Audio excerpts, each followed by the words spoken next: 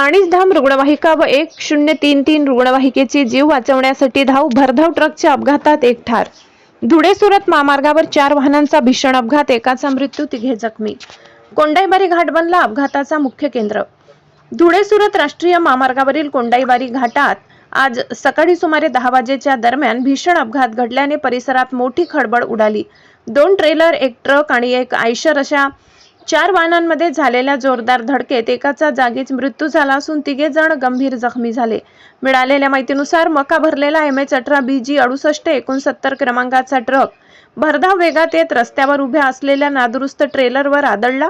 धडकेची तीव्रता इतकी होती की ट्रकने पुढील दुसऱ्या ट्रेलरला तसेच एका आयशर वाहनाला जोरदार धडक दिली। या अपघातात सर्व वाहनांचे मोठे नुकसान झाले असून काही काळ परिसरात भीतीचे वातावरण होते। अपघातानंतर ट्रक चालक घटनास्थळावरून फरार झाला, मात्र महामार्ग पोलीस मदत केंद्राच्या पथकाने तात्काळ पाठलाग करून मोरकरंजा परिसरात त्याला ताब्यात घेतले। या अपघातात MH04 EY 7324 क्रमांकाचे आयशर तसेच GJ12 BW 9118 आणि RJ06 GD 3628 क्रमांकाचे ट्रेलर यांचे मोठे नुकसान झाले। या दुर्घटनेत दिनेश दीपचंद लोहार वय 36 राहणार छोटा राजस्थान यांचा जागीच मृत्यू झाला, तर विष्णू छोटू माडी वय 35 राहणार पिंपळनेर, मयूर अनिल पवार वय 26 राहणार सामोडे आणि जावेद अहमद शेख वय 26 राहणार नवापूर हे 3 जण जखमी झाले आहेत।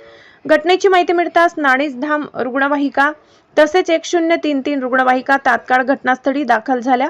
पायलट सुरेश वसावे आणि 1033 रुग्णवाहिकेच्या कर्मचाऱ्यांनी तत्परता दाखवत जखमींना बाहेर काढून तातडीने विसरवाडी ग्रामीण रुग्णालयात दाखल केले। अपघातानंतर काही काळ महामार्गावर मोठी वाहतूक कोंडी निर्माण झाली होती।